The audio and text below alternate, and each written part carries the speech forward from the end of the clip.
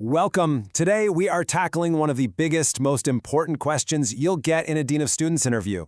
But instead of something to be scared of, we're going to show you how to turn this question into your absolute best moment. We're giving you the playbook to absolutely nail it.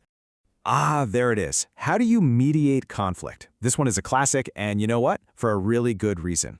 This question is designed to find out one thing. Are you just a firefighter, or are you a proactive school leader? Your answer tells them everything about how you think about school culture, about systems, and about supporting kids. And here's the secret sauce. The best candidates, the ones who get the job, they don't just talk about putting out fires. No, they describe the system they use to keep those fires from starting in the first place. This shows you're organized, you're intentional, and you're thinking about the big picture, not just the crisis of the day. And here is that system. It's called the AAA cycle. It stands for Anticipate, Analyze, and Act. It's super simple, it's easy to remember, and it is incredibly powerful. And notice it's a cycle, right?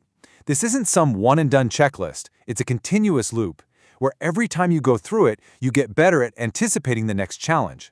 So here's our game plan. We'll lay out the whole playbook, then we're going to dive deep into each of those 3 steps. Anticipate, analyze, and act. And then we'll wrap it all up by building that perfect, winning interview answer that ties everything together.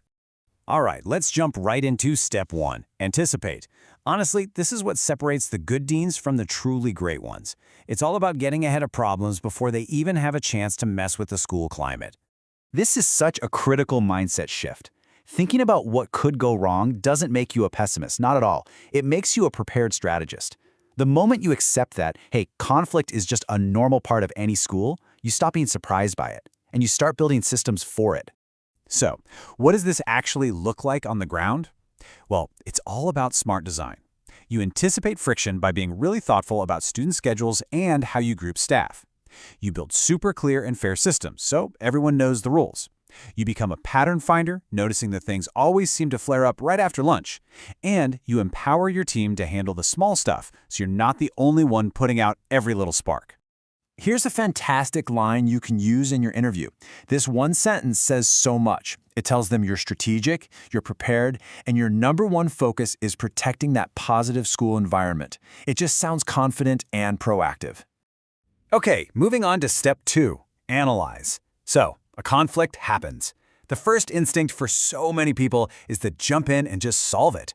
But the best leaders, they pause. They become detectives first. They slow everything down to make sure they're diagnosing the real problem. And you know what? Before you analyze anyone else, you have to analyze yourself. This is so important. Are you feeling rushed, annoyed, frustrated? Because if you're trying to lead from a place of emotional chaos, you're only going to make things worse. Taking a breath to get yourself regulated isn't a weakness. It's a sign of a mature leader. Now we get to this crucial balancing act. As a great dean, you have to wear 2 hats. First, you're an empath. You have to understand the feelings. That kid who's shouting, that's just the tip of the iceberg. Underneath, there might be a huge sense of violation or disrespect. But you also have to be an investigator. Empathy isn't enough. You have to review the facts, verify what actually happened, and look at the evidence. So this detective work involves a few key moves. You're going to gather multiple relevant perspectives, not just the first story you hear. You're going to learn to filter out all the side commentary. You'll listen to understand, not just to figure out what you're going to say next.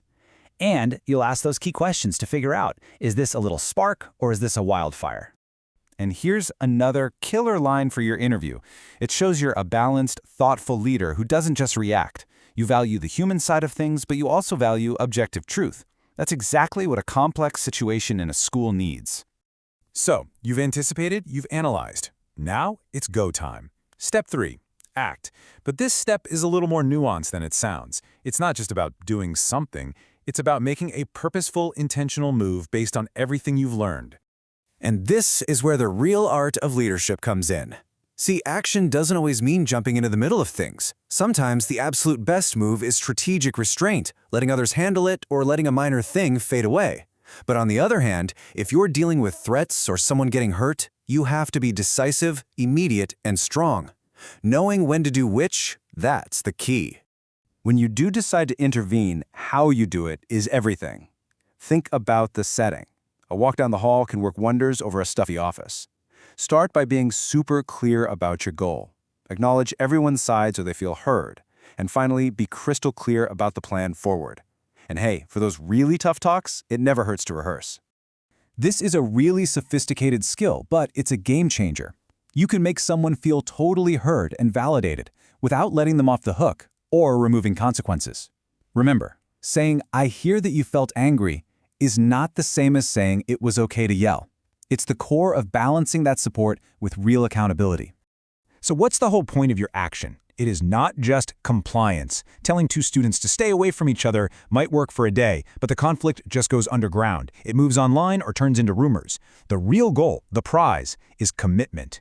You want a genuine buy-in to a solution that actually fixes the problem and is built to last. And that's the bottom line. Your job isn't done when the meeting's over. It's done when the people who are in the conflict have taken ownership of fixing it.